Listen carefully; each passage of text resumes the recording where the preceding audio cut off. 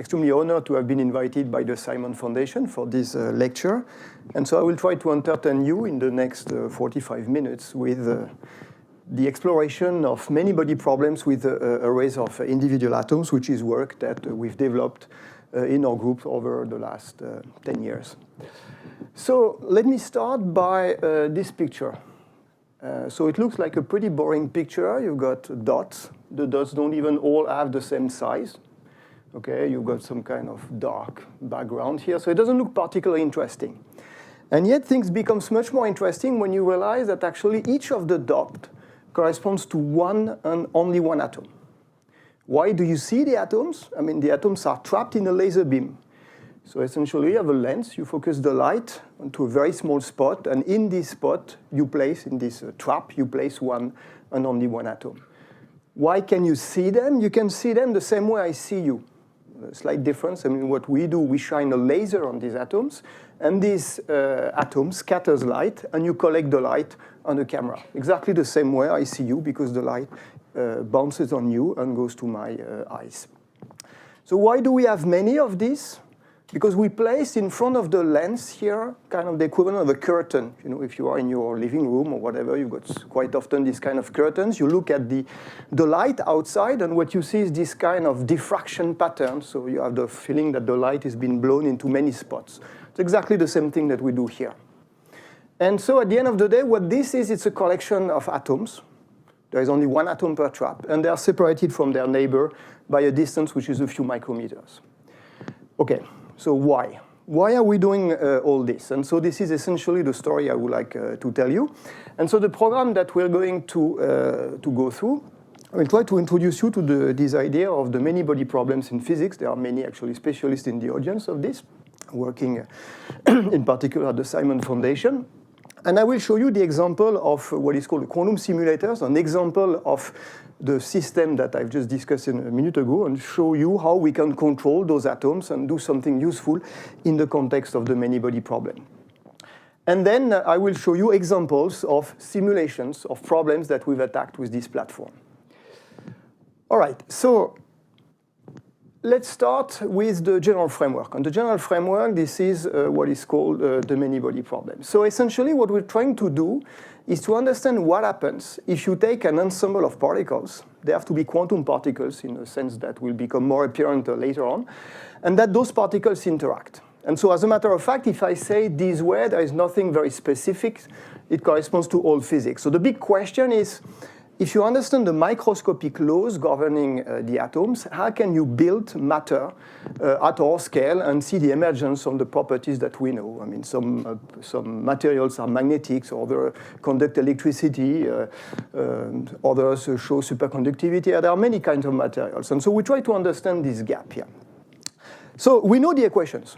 That's not the problem. The equations actually, so for those of you who hate equations, doesn't matter. The only important thing is that I can write them. And those equations, they are all you need in order to understand this. So we know those equations very well. So there is something which is called the Schrödinger equation, and there is something that describes the energy of the full system. So where you have something like the kinetic energy, it describes how those particles move in space. There is the interaction, that's the Coulomb repulsion between electric charges, and you've got electrons, you've got protons in matter, and so they kind of interact. And you've got sometimes an extra degree of freedom, which is called the spin, which is I'm going to come back to. But essentially, I can write those equations. And just to show you that actually they are very, very, very, very well known, let's just take the simplest example of all. We just take the hydrogen atom. So that's just a nucleus and an electron circling around. We can place a gas of hydrogen atom in front of a spectrometer. So this is a device that just analyzes the frequency or the wavelength of the color that comes out of this gas. So we put it in front of a prism, and we have some kind of separation of the colors. And so it turned out that you can measure exactly what is the frequency associated to each of these transitions, so to speak, of this color. And you can measure that extremely precisely. And there are kind of more than 11 digits here of precision. So we know that very precisely. And the point is that if I take this equation, and I just try to calculate the hydrogen atom, I'm cheating a bit, I need to add relativity in there, but we know how to do that. we just do the calculation, what we find is this. So you see that essentially the frequency that we measure and the one that we calculate are extremely close to each other. So the problem, once again, is not that we don't know the equation and that they don't work. We know them extremely well, and they worked extremely well. So what's the problem? But the problem is that instead of having just an electron and a proton, we have a much, much, much larger number of particles if you want to describe a single piece of matter. Typically, you've got 10 to the 23, so this is billions of billions of billions of particles that we need to describe. So there are just too many equations to solve, and therefore we cannot move too much forward. So now, what do people do in the labs? Well, I mean, the art of many-body problem consists in cooking some model and try to study them. So let's assume that you're in the lab and you've just discovered an interesting phenomena, like, for example, high temperature superconductivity. So this idea that you've got certain type of materials that can conduct electricity when you place them at a temperature of, let's say, 100 Kelvin, so minus 200 C or something like this. And you observe that, indeed, electricity flows without resistance in this material. And so, of course, you would like to have a microscopic understanding on this. And why would you like that? Because it will help you gaining intuition of how to build better superconductor or superconductor with higher critical temperatures to operate at room temperature, for example. So you do an experiment. And, of course, you know it's too complicated. So you cook up a model which is supposed to have the essence of the phenomena you want to study. So it turns out that actually the simplest model you can cook up is this one. So once again, this is an ugly equation, but just to tell you that there are many people at the other side of the street exactly exploring this model. So this is a true equation, and it's called the Fermi-Hubbard equation, and people are studying that. So, of course, you have the model. It's supposed to have the essence of the phenomena you want. So you want to check, indeed, that this model reproduces the phenomena you observe in the lab. And there you have a problem. The problem is that the model cannot be solved. You cannot calculate the property of the model. And why? Because you already have too many particles. This problem has what is called an exponential complexity, which is to say that if you want to describe, for example, an electron or even the simplest system, it only has two states. For example, an electron can have a small magnet which points in one direction or in another direction. This is the simplest system you can think of. So it means that you need actually two numbers to characterize the state of the system if you only have one electron. But now, as soon as you have an ensemble of electrons in the system, then the numbers that you need in order to characterize the state of the system grows exponentially with the number of particles. It's 2 to the n.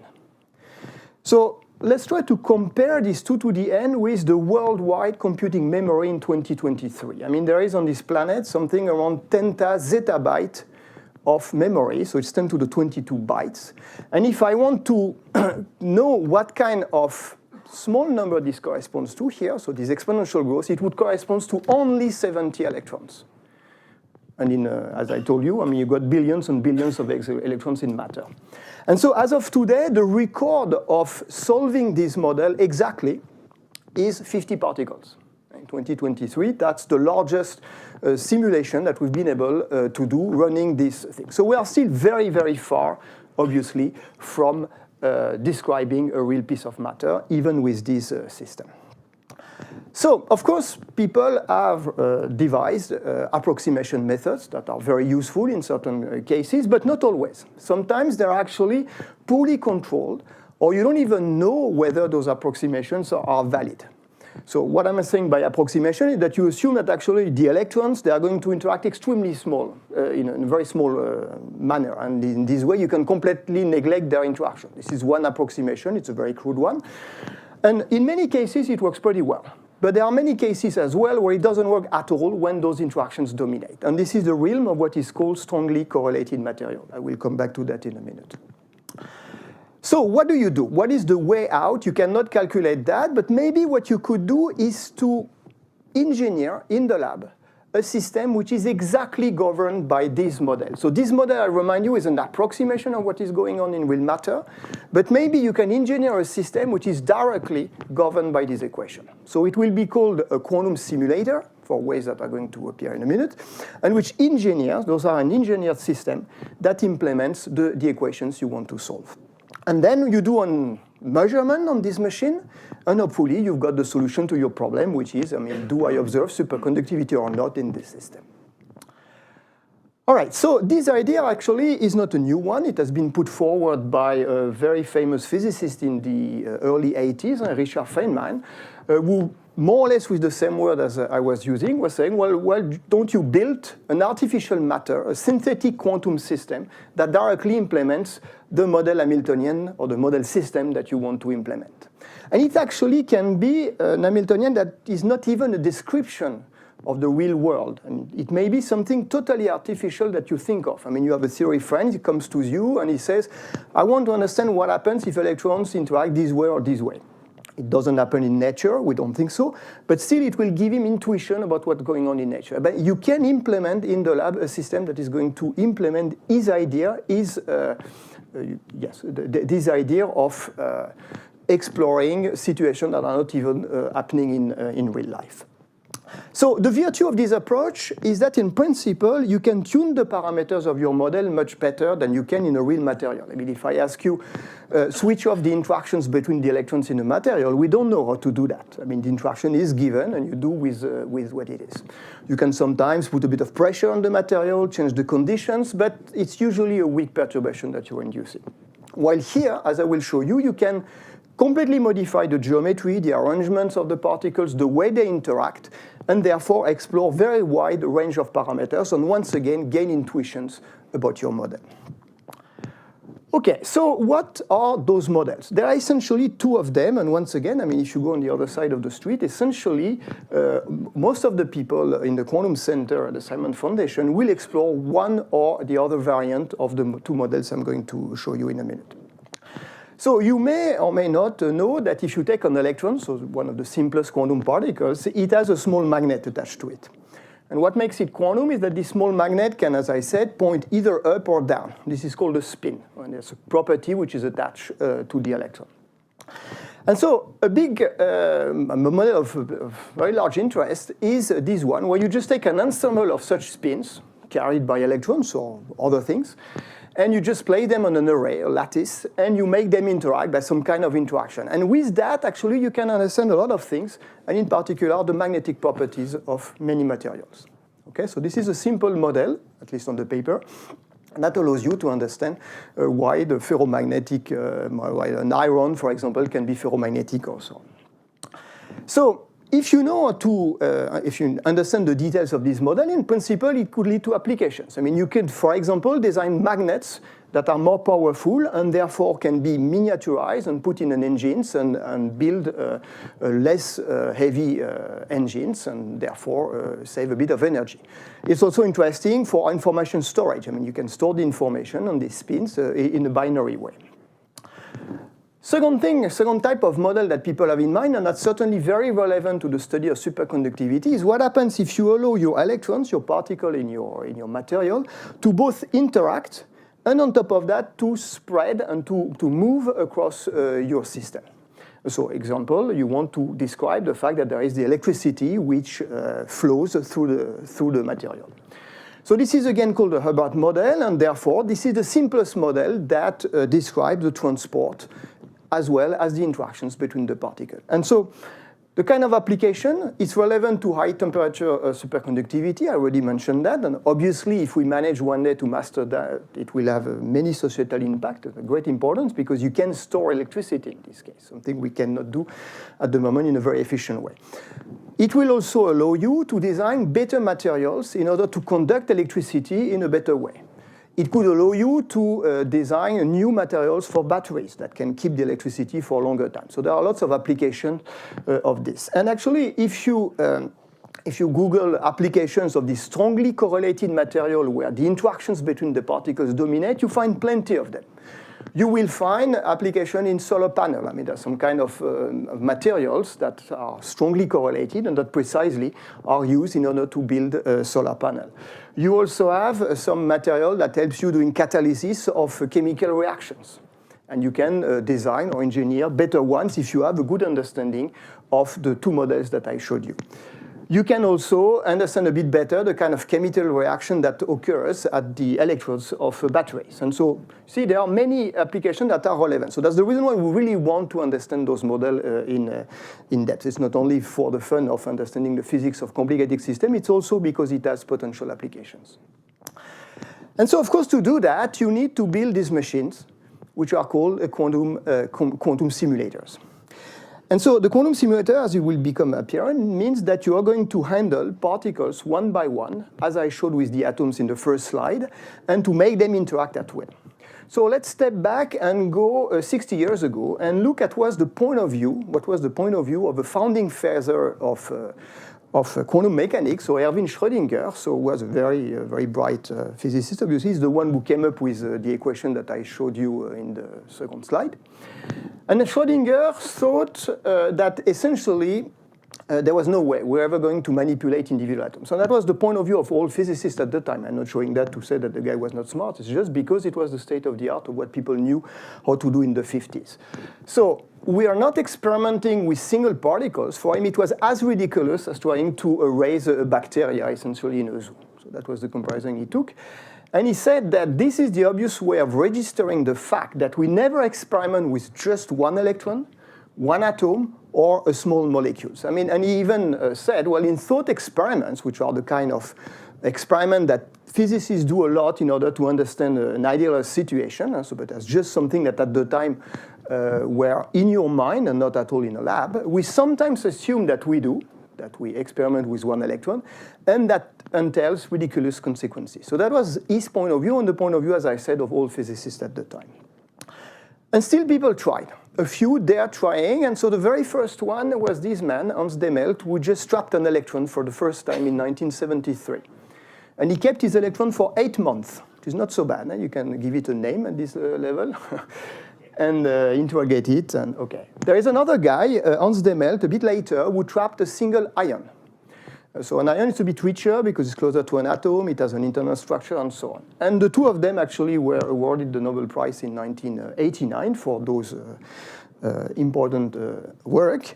And in 2012, there were 2 other physicists still working and devising these groundbreaking experimental methods that enable measuring and manipulating individual quantum systems. So you see that in 60 years, the experimental progress has been immense. So in 1950, the Schrödinger citation that I showed you, quantum mechanics was a very well-established theory. That was not at all the point. We knew very well quantum theory at the time. But still, the experimental work, most of it, towards manipulating individual atoms came out after this, and especially over the last 40 years. Okay, so today, we are beyond that. Now, today, we are in a regime where we can manipulate many of those individual quantum systems.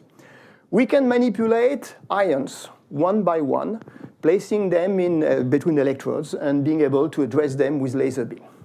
We can place them either in this kind of arrays, the very same image I show you, so an ensemble of laser beams, and in each of the laser beams you can put one atom or you can put one molecule in ways that I'm not going to describe, but essentially this can be done.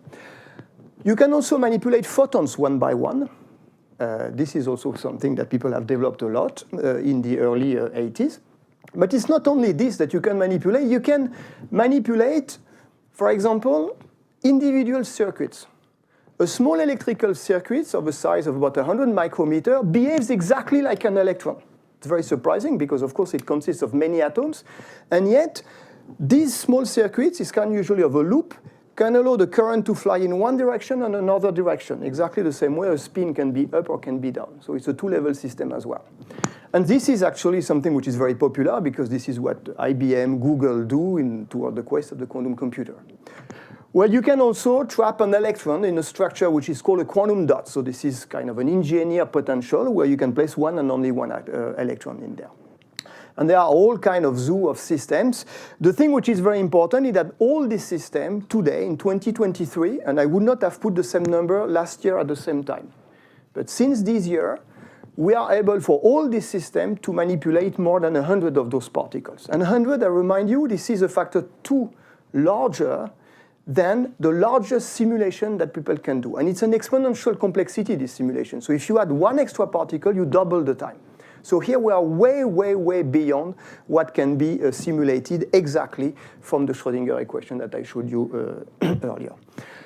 To a certain extent, all these systems are addressable in the sense that you can control any of these individual particles one by one with a high level of control. I mean, I wouldn't say it's perfect. I mean, this is the whole point at the moment. People are trying to make that more precise, the control that we have. And it's also, to a certain extent, programmable within some limit, obviously, where you can change the strength of the interaction, the way they are coupled, the way they do arrange them in space, and so on. Okay, so the system that I'm going to discuss now, after this kind of overview, is one particular platform. That's the one that we have developed in our institute, but in many other labs as well, over the last, let's say, decades or a bit more. And this is this ensemble of atoms that are called Rydberg atoms and that we trap in those individual laser beams. So, let me walk through these arrays of individual atoms and go a bit more in detail in the description of the figure that I showed you in the first slide. So what we do, really, we take a laser beam. And this laser beam is exactly the kind of laser beam that would come out of this beamer. So a few milliwatt of laser. This is not at all more complicated than that. And you focus it on a size which is the smallest you can. So typically it's the wavelength of light. So it's about 1 micrometer. And at the focal point of the laser, it turns out that this is where an atom has a tendency, if you properly adjust the parameters, to be trapped. So you can place one and only one atom in this thing. So there is only one problem, is that the depth of your trap is extremely small.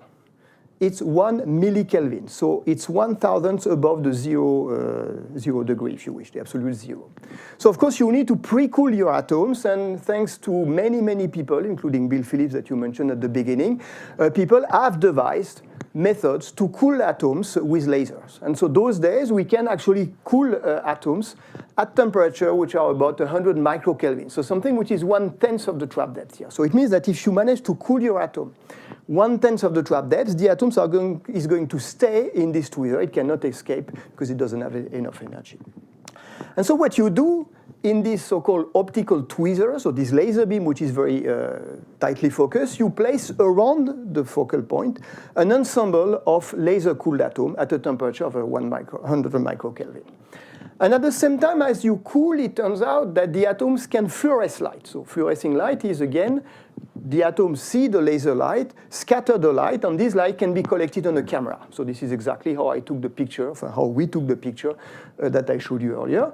And so this is an example of what happens if you just focus on one pixel of your camera, which is supposed to be the image of where the atoms are focused. So we just move this small thing. So this is what you have on the camera, and this is the total number of counts. So what you see that suddenly it becomes, there is a square that becomes bright on the camera, and that is the image of an atom. So be careful, it doesn't mean that the atom is square. This is just the size of the pixel, but at least all the light is collected on this square, and you can see that it corresponds to a huge jump in the amount of light that you collect. So of course now you can decide that you are either 0 atom, this is kind of the background level, or just 1 atom. And the thing which is very striking is that you never have a double peak. So you never have 2 atoms at the same time in these things. I'm not going to explain you why, but the trap essentially is so small that it can only maintain one and only one atom. Okay? If you have 2 of them, then they have a collision and you lose them.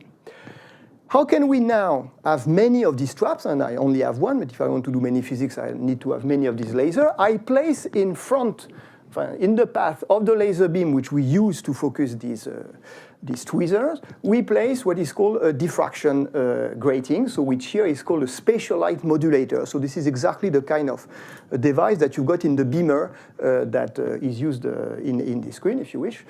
So it's a kind of a phase mask, and here what we have is the diffraction pattern. So this ensemble of spots, each of the spots being able to trap one and only one atom. And so those days, we can do that with a few hundred atoms. So this is an example of fluorescence of about 200 atoms that are in kind of snake-like configuration. We can place them in 2 dimensions. So this is the image I showed you in the first slide. This is another image where the geometry now, instead of being square, is kind of a triangle. I mean, for those of you working at assignments and the frustration problem, this is one thing we could study with this platform. And you can build some kind of totally artificial and random pattern. So you may have recognized a very poor realization of the Mona Lisa. We did that during COVID when all the museums were closed, so we had to. All right, or you can even arrange them in 3 dimensions. So this is an example of the Eiffel Tower consisting of 128 atoms. So this is not super useful for physics, but for funding agencies, this is good. Okay, the atoms do not interact. Why do they not interact? Because they are very far from each other. I mentioned that typically the distance between them is a few micrometers. So 2 atoms at a few micrometers, they are just too far. They cannot interact at all. They cannot jump from one side to another, and they are just pinned in space, at the bottom of their trap. So how can you make them interact? Well, here there is a second trick that we're going to use. We're going to excite them with lasers to states that are extremely excited. So these states are called Rydberg states from the name of the guy who discovered those lines in hydrogen at the time. And that corresponds, so for the specialists in hemophysics, those are states with very high principal quantum number. But more precisely, if you want, more generally, if you want to have a picture in mind, this just corresponds to an electron that spirals around the nucleus, but with a size of the orbit which is very large. It's typically 100 nanometers. So why is it so large? I mean, 100 nanometers, this is 1,000 times larger than the size of an atom when it's in its lowest energy. And just to show you that indeed this is very large, I just put this as a function of the value of n here. And the higher you go, the higher n goes. And this is the radius of this orbit here. And around n equals 50, 60, which is where we operate, you see that actually the atom has an orbit of the electron which is larger than the size of a virus. Okay, and if you were going up to 100 already, it will be a kind of a small bacteria. So it's really a huge object at the atomic scale. And just as a comparison, this is about the size of the orbit of the COVID-19 virus, which is about the size of 125 nanometers. I mean, the electrons spiral on this, around this. All right, so what's the consequence of that? Actually, the consequences are twofold. The first consequence is the fact that if you place an atom very high here, it's going to have a longer and longer lifetime. It means that it's going to take very long time to decay back to its lowest energy state.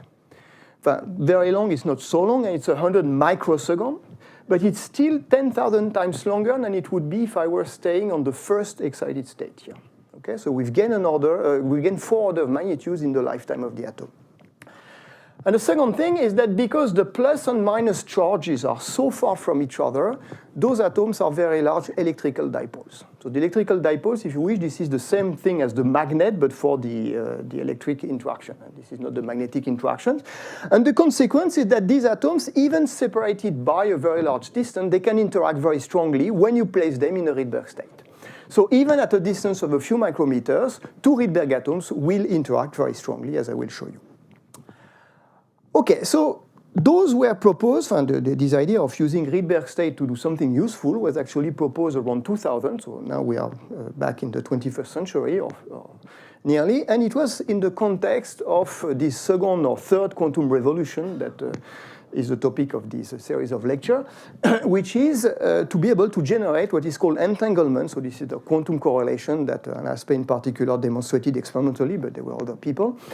And let me just walk you through the idea. So the idea is that let's take the simplest possible idealization of my atom. I mean, an atom is a ground state, there are the Rydberg state, there are many states in between, but let's isolate just the ground state and a Rydberg state, a very definitive one. With a laser, we can couple the 2 states together. Okay, so it means that I can excite from the ground state to the Rydberg state. Let's try to do the same thing now with 2 atoms. So with 2 atoms, I have actually 3 possible combinations. I have either the 2 atoms in the ground state, the 2 in the Rydberg state, or 1 in the Rydberg, the other one in the ground. But what we are saying is that when the atoms are in the Rydberg state, they interact very strongly. Okay? And only when the 2 are in the Rydberg state. So it means that as a function of the distance between the atoms, you will have an energy curve here, which corresponds to the interaction energy between those 2 atoms. So now, if I try to excite the system when the atoms are very close to each other, I can excite one atom with my laser, but I cannot reach the state where the two atoms are excited at the same time. Okay? Because the laser is now out of resonance. Why is it out of resonance? Because there is this extra energy that I should provide if I want to excite the two of them. So this is called the blockade, so I cannot excite the two atoms at the same time. Why is it interesting? It's interesting because automatically in quantum physics, if you do not know which of the two atoms you excite, you may excite a superposition of the two. And this is precisely an untangled state. And the entangled states are the basic operation, the basic state that you need if you want to create quantum gates that are useful for quantum computers. So it was in this context of quantum computing that people came out with this scenario, and the people are actually Misha Lukin and Peter Zoller and a few others around 2000 who came out with this idea. And so we were kind of the first experimentalists to demonstrate with just two atoms that indeed the scenario works, and you can generate correlations, and together with the group of Mark Safman in the US, so nearly 15 years ago now. But let's go back to exactly how the atoms interact, and I will try to show you why it's useful to explore quantum simulations. And so I'm going to explain you how we go from the interactions between two atoms to a spin model which we can study in the lab. And the first thing I should try to explain you a bit more is how two atoms really interact. So they interact via an interaction which is called the van der Waals interaction. And all neutral body, whether they're atoms or big spheres of metal or whatever, will always interact. They are neutrals, so they do not carry charge, and yet they interact. And they interact by this interaction, and this is a very important interaction, because essentially all the molecules are bound because of this van der Waals interaction. You take oxygen, nitrogen, whatever, water, they are all bound because of the van der Waals interaction. So this is an interaction that scales like the inverse of the 6th power of the distance between the particles. So just as an anecdotic way, this is the interaction which also allows a gecko to walk on the ceiling without dropping. Yeah? So there is a very strong interaction because it has some kind of split, how do you call it? I don't know. Under his feet, it has some small structure that allows it to stick very efficiently to the ceiling because of the van der Waals force. But so the thing which makes Rydberg very special is the fact that the coefficient on top of it, this what is called the C6, scales very violently with this n principal quantum number. It scales like the 11th power of the principal quantum number. So it makes the interaction really switchable, because if I'm in the ground state, typically for the atoms we use, n equals 5, if you excite to the Rydberg state, n equals 50. So you have enhanced the interaction by 100 billion between the two atoms. So essentially, in the ground state, they do not interact. In the Rydberg state, very strongly, 10 billion times, 100 billion times more. And so if you want to describe that, what you're going to say that the interaction energy here will depend whether the two atoms are excited at the same time. So you cook up some kind of equation that governs the interaction energy. That is the strength of the interaction times the product of whether the probability to have excited the first or the second. So unless those two numbers have 1, you have no interaction. So two numbers 1 mean the two atoms are in the Rydberg state. Okay, so it's a bit the same thing, actually, if you think of it as the interaction between two magnets. I mean, if two magnets are parallel, so essentially have a given sign of the interaction, let's say J. If they are anti-aligned, they have another interaction, which is minus J. But here it's a bit the same thing. If the two atoms are in the Rydberg state, they have a strong interaction. If they are in two opposite, one in the Rydberg, the other one in the ground state, they have essentially zero interaction or minus some number. Okay, so this is kind of a mapping of this thing. So now, if I want to write the full equation governing an ensemble of atoms in those arrays driven by laser. So I mean, there is a lot of plumbing going in, so you need many lasers, you need to care about exactly the state of the atoms, and this is what the PhD students spend most of their time in the lab, but we're going to simplify that, forget about all the details. We have the lowest state, which is going to be my spin down. The highest state is going to be the spin up, exactly like a magnet can point with the North Pole down and here the North Pole up. And the two are coupled by this kind of number, omega. It doesn't matter, but the only important thing for the experimentalist is that it scales like the power of the laser. So the more power you have, the better you can excite the atoms. And now if I write the full equation, so it's a bit technical, this slide, and there is only one message which I will want to carry. So essentially, you will have three terms. The terms where if the atoms are all in the Rydberg state, they will interact with the kind of equations I showed you before. And what the laser does, it takes the atom from the ground state to the Rydberg state, and essentially this is the part that does this. And here, this is the part that cares about the fact that the laser may not be exactly on resonance. So this looks very complicated, and indeed it is. The point is that it's exactly the same equations as the one of an ensemble of spin 1/2, a totally abstract object, if you wish, pinned in a lattice, and placed in a magnetic field. So this is the central point here of this slide, not at all the equation, but the fact that these equations are exactly the same. So essentially, that's the whole point of this quantum simulation approach, is that you emulate a system, let's say an ensemble of spin placed in a magnetic field, by something which has nothing to do with spin and magnetic field. The magnetic field are replaced, in my case, by your laser, and the spins are replaced by the atoms, being in the Rydberg states. But as you know, if you have the same equations, they lead to the same conclusion, the same solutions. So this is what we do, this kind of mapping between two different situations. And of course, I mean, we can control the parameters so that the interactions go from negligible to dominant. All right, so let me try to finish this by showing you a few examples of simulation, and we'll just take one of them, which is to try to implement what is called the quantumizing model. So this is very technical, but this is exactly the equation that I showed you before, and to do that on a square array. So we're going to tune the parameters here in this complicated equation in such a way that the interaction is very strong just between two partners. So if it's very strong between partners, you have exactly this blockade physics that I was describing before. So the fact that essentially if you excite a Rydberg state here, you prevent the excitation of a second Rydberg atom nearby, okay, because it costs too much energy. So now you can try with the laser to add another excitation and more excitation, and you can ask yourself, how many of such excitation can I put at zero energy cost? Because otherwise I need to carry the interaction energy between the atoms and to give that. So we do it on an ensemble here of 10 by 10 atoms. We remember that if an atom is visible, actually it means that, and you have to believe me here, it's in the lower state. So it corresponds to state being down. So a bright atom means a state being down. You tune your laser, you vary the parameters as a function of time, and when you're done, you just take a final picture. And so what you see is that it seems that half the atoms are missing.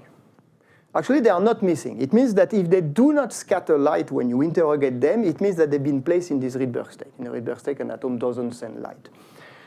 And therefore, what you have here is just a staggered configuration of Rydberg, ground, Rydberg, ground, Rydberg, which is exactly a staggered spin configuration, which is called the Néel state. It's an antiferromagnetic configuration, and that's the one that describes certain type of magnetic oxide that we know, and the manganese oxide, the iron oxide, and so on.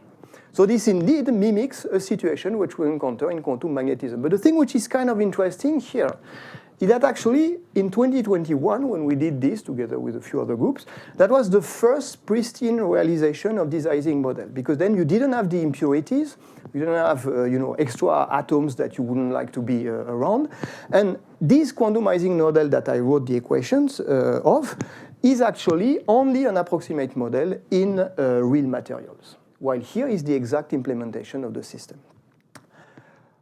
Something which now is interesting is the fact that, as I said, when we want to add those excitations here, we need to vary as a function of time the parameters of the laser that creates the excitation.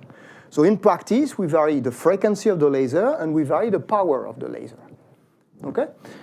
And we calculate a quantity, we measure a quantity which is related to how antiferromagnetic you are. So the details are not important. You cook up what is called a staggered magnetization, no important. It's just something that you can measure and that you can compare to the theory. And so as a function of time, you try to plot, so the time means the time when you ramp up your laser and when you ramp up the frequency and so on. You just measure what is how far you are from the true antiferromagnetic state that you want. And so this thing is increasing, telling you that indeed you are preparing a better and better antiferromagnetic state, the one you want. And then you go and see your dear theory friends and you tell him, can you simulate this? I mean, you have the equation, this is what I'm supposed to have implemented. And the guy comes and does the calculation. It was Andreas Löschli, for those who know him, in Innsbruck, and essentially he's the one who had the record of ab initio simulation of 50 that I mentioned earlier. So essentially here you have this kind of dotted line. So what we learn is that if everything is perfect, we should have our data on this. So what do we learn is that the machine is not perfect. Okay, that we knew, unfortunately, the machine is not perfect. But then we give Andreas all the imperfections that we have measured independently on the experiment, and we ask him to add that in his simulation. And he comes up with many of these curves corresponding to different imperfections that we had, and then he averages over all these imperfections, and he finds out actually there is a reasonable agreement. So it means that we understand reasonably well the dynamics of a system of 100 particles. And it's important to realize that any of the single curve here, this one, and there are plenty here, it was 14 days of calculation on a supercomputer in 2021, using what is called matrix product state. That was the state of the art of this method in 2 dimensions at the time. But the point, obviously, is that, I mean, there is nothing that gets us stuck at 100. We could push the thing. And as a matter of fact, we've been to 14 by 14. So now it's a factor 2 more in the number of atoms. So it's 2 to the 50 times more computational power that you would need in order to do that. So it's a huge amount of power.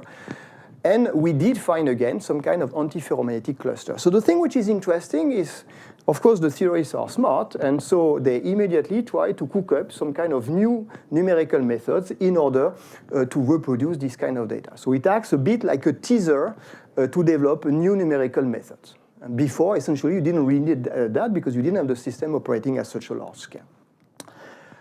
All right. So people are doing a lot of other type of simulation with those systems. And then people are exploring new phases of matter. So just flashing one example beyond this antiferromagnet that I showed you, using the very same equation on geometry, which is a bit different, people have came up to observe in the lab what is called a spin liquid. So it's very technical, the thing, but that was a phase of matters that no one had observed before and that had been predicted. This was observed with essentially the platform I showed you. People can study phase transition in this system. People can also study what happens if you place your system out of equilibrium. Sometimes the system reaches equilibrium, it's called thermalization, and sometimes they do not. When do they, when don't they, when you have a quantum system? This is a completely, generally speaking, an open question, and people are actively looking at that. And again, I mean, there were some groups using exactly the platforms I was mentioning who are looking at this. So trying to explore new phases of matter, trying to explore out-of-equilibrium dynamics. People have also, in elementary system with ions in particular, explored theories that you are supposed to be relevant for the standard model, but here with a very small number of particles. So you don't learn much apart from the fact that you can do it. So in a sense, the message here is that those quantum simulators, they are already useful. At least they are teasers for the theorist. And in a very fruitful collaboration between theory and experimentalists, we develop new methods. They push us to improve our setups. They allow you to develop an intuition about these many-body systems and hopefully one day to make the real progress and tackle much larger systems that are relevant for applications. Okay. The point, and that will be nearly the end of this presentation, is that those machines that I showed you that implement these very fundamental problems, spin models to study magnetism, antiferromagnetism, phase transition, out-of-equilibrium situation, actually they can do much more than that. They can do things that are relevant in our daily life. And just to show you an example, let's take what is called the optimization problem. This is a problem that we encounter very often. I mean, assume that you have the electricity grid of the US, so you have places where the current is produced, in plants, nuclear plants, coal plants, whatever, and then you redirect that through nodes to other places. And of course, you want your grid to be balanced at any time. You don't want the current to overflow in one of the nodes, because otherwise you blow up the grid and everything is going to collapse. It could also be thought of as the hubs of an airline companies. I mean, how do you route in an efficient way airplanes and the staff across the US? You also have, I mean, if you buy something from Amazon or whatever, there is a driver who brings you the thing at home, but of course he has a lot of parcels to deliver in the same day, and he needs to optimize this. So this is an example of optimization problem, very relevant, and all the logistics are based on this. And when people want to optimize that, what do? I mean, they write a cost function. And so the cost function means a function where essentially I connect two nodes, Ni and Nj with some kind of coupling, Jij, doesn't matter, it's a mathematical model. And for example, in the case of the grid, I will put some kind of penalty on one of the nodes. Why do I put that? Because, for example, I don't want that there is too much current running through a given node, because otherwise I blow the thing. So I put some energy cost.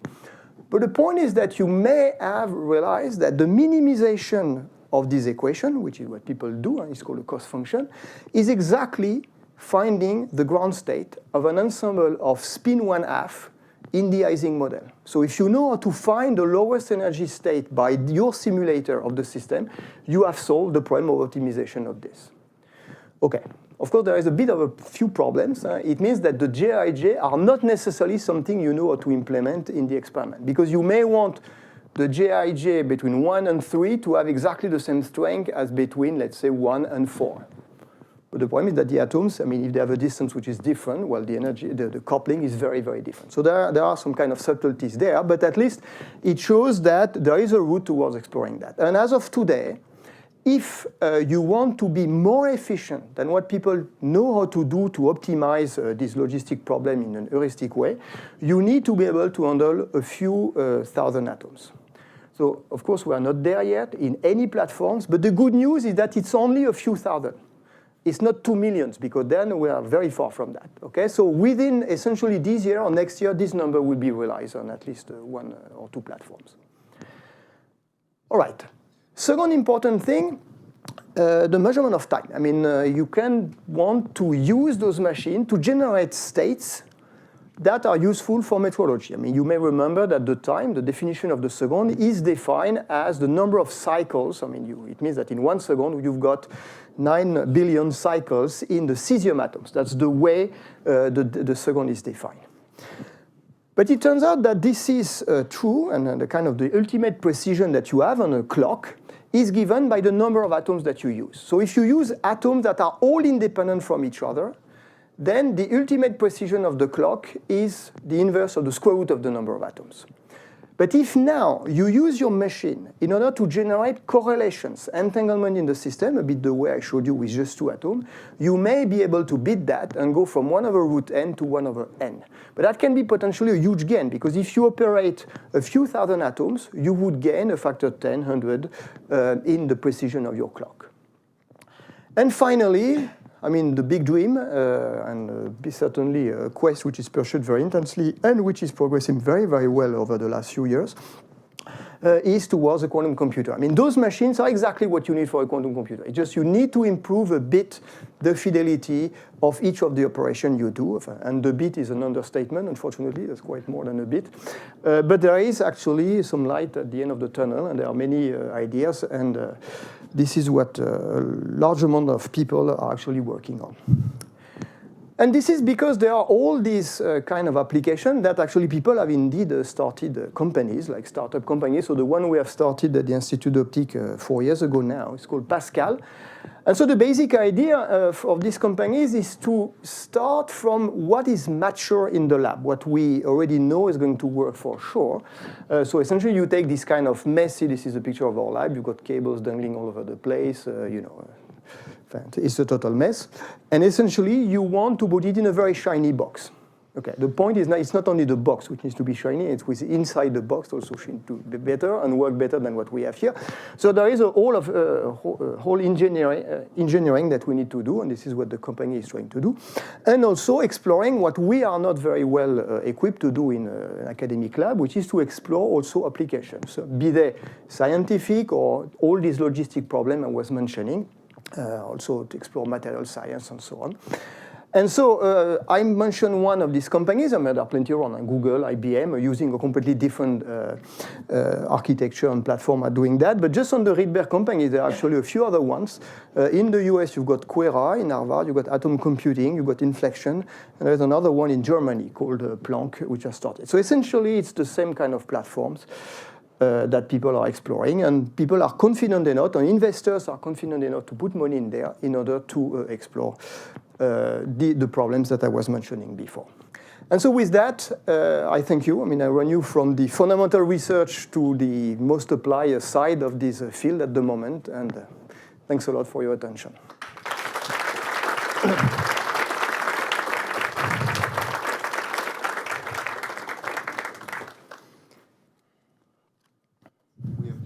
questions? Floor? Hey, yeah, you can hear me. I was wondering, great talk, but I was wondering, so how much does this depend on like our laser technology? So like how well we are in understanding even the Gaussian profile of lasers and like the power of lasers? It depends a lot. I mean, of course, the progress have to be done on different routes. I mean, it depends what you have in mind. But I mean, for the quantum simulator that I discussed, indeed, you need better laser. You need more powerful laser if you want to have more atoms. If 1 milliwatt of laser power is required to trap one atom, if you want to have 10,000, you need 10 watts.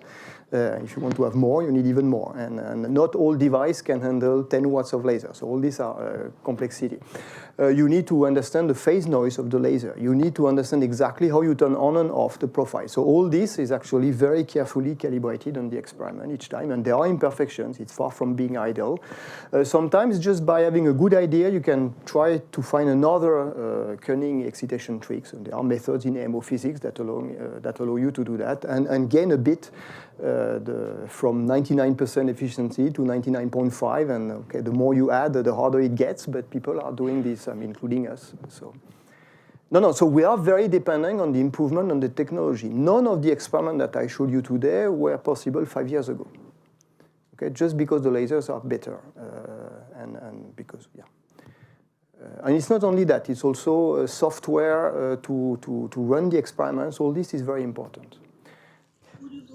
Okay, so the question is that is the coupling depending on the dimension? And for the kind of state I showed you, those are called S state, essentially the interaction is isotropic. So for this particular one, it doesn't matter what is the orientation of the atom. But there is another kind of interaction, which I have not mentioned, but we use a lot in our lab, which is called the resonant dipole-dipole interaction. And this one will have an angular dependence, which you can play trick with, actually. It's very useful to be able to prevent some atoms in your array from interacting while the others do. And we play that quite a lot. So there is a whole zoo of interaction that you can play with. You can add electric fields, magnetic fields, and tune this. So, can you simulate a many-body problem in the Newtonian sense, where the interactions are gravitational? Is it possible to do that? So that's an excellent question. It's difficult because natively, there are different sides to this. People using ions. So individual ions, where the interaction between the ions, contrary to what you may think, it's not the Coulomb interaction. The Coulomb is here as a kind of baseline interaction that prevents the ions from collapsing onto each other. But you can, on top of this Coulomb interaction, drive the atoms with lasers and induce power law interaction, 1/r, with the power law that can vary between 0.5 and 1.5. So with the Rydberg, it's not ideally suited for that, but the ion people, they do that. So you can have actually a longer range type of interactions.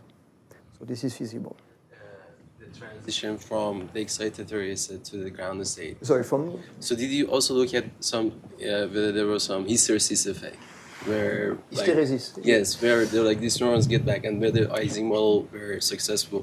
Yes, so it's a good question. The question of hysteresis is actually difficult to explore with this platform, not to say that it's impossible because of the time scale. Because if you want to see an hysteresis, you need to drive the system back and forth through the transition during your experiment. I mean, the times we have are a few microseconds because the interactions are actually are very fast and very strong. So it's not so easy to do all this. So it's more trying to explore the hysteresis in an indirect way by looking at the bistability of the system in some regimes. Yeah, but this is possible, yes. Just a quick question about the entanglement. How do you know exactly those pairs are entangled and not correlated? Okay, so for the two atoms that we had, it's because we did a violation of the Bell inequalities, essentially. So that you can tell. It's a test that is stringent. Now, it's a very good question. What happens if you have a large system? How do you tell the amount of entanglement? And it's much more complicated. And so there is no very good criteria. There are some mathematical criteria, but they are impractical to measure in the lab. So this is still something people are cooking up, some kind of intermediate criteria that allows you to say essentially, yes, you have entanglement, or no, you don't. And that was, for example, very important for us recently in the context of this atomic clock that I was mentioning. I mean, you can create those quantum correlations. It's called squeezing in the things. And you need a criteria to decide how much entanglement we have in the system. So those criteria exist in some very specific cases, but not in a general case. It's all. I mean, for all I've shown, it's two-state system. So essentially, ground state and Rydberg state. So it's a 0 and a 1, it's a spin up or a spin down. We could try to enlarge that. I mean, you can have like, more states coming in. You can simulate spin 1 model, for those of you who know, but yeah. Can you construct something that's a torus rather than a plane? Yes, in principle we can. With the 3D stuff, so it's the Eiffel Tower wrapped a bit differently, we should be able to. Yeah. So we can prepare that. The problem is to do an experiment. I mean, it's again based on what you ask about technological constraint that we have. And for the moment, they are still kind of strong to be able to do real 3D physics with this platform. Okay. Thank you for your talk. And at one point at your presentation, you said that we cannot excite two atoms at once, at the same time. And then in first example, you said, let's excite one atom, then another atom, then third atom. So it was 3 atoms excited at the same time. So how could you explain it, please? Sure. Because, of course, I only partly lied to you and not told you all the truth. As we always do in physics, we go by a successive approximation. Let me go back to the slide that I showed you. Like this. So you see that I excite this one atom, I cannot excite the second one. There is something very important here that I didn't comment on. It's the width here. I mean, this process has a given bandwidth. And it turns out that if I crank up the power of the laser enough, I'm actually able to excite the two simultaneously. So it's only if the power of the laser is small that I excite one without exciting the other one. But now if I crank up, I can excite all of them at the same time. So there are ways to play with this. It's reasonably subtle, but you can excite all the atoms in the Rydberg state if you wish. But it needs a lot of power, and the atoms reasonably far from each other. So you can bypass that. But it's a very good observation that you realize that. Thanks. So one last question in the back. So 2 questions here. How important is spatial dimensionality for you? So I missed the beginning. So. Yes. So how important is spatial dimensionality for you? Because in one dimension, these tensor network methods tend to be much more efficient. Yes. And also the spin chain and the Hubbard model, I mean, these are integrable so that even analytically you can make some progress. And then second, you said that in a year there will be several thousand atoms possible. Yes, well, yeah, let's put an S at the end of year. Okay. I mean, is there some fundamental obstruction to how large of system can you make, or is it just technical improvements? At the moment, it's mainly technical improvement, but at some point, for the large system size, going beyond 10,000 is going to be complicated, just because of laser power. But it's not only the problem of the laser power. If you have 100 watts or a kilowatt of laser power, you can buy it.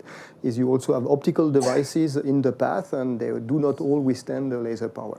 So now people are thinking about different approaches where you would build several of these arrays that are smaller inside, but are kind of interconnected by something that needs to be connected quantum mechanically. So that's a bit the problem, because we don't really know how to do that. But that's kind of what people have in mind in order to grow the system size. So now coming back to the first question, which was how important is the dimensionality? It is very important. Indeed, when I showed you the Ising model in 2D, at the time, the matrix product test method that Andreas had to come up with is some kind of unfolding the system onto a 1D system. So that's what he did.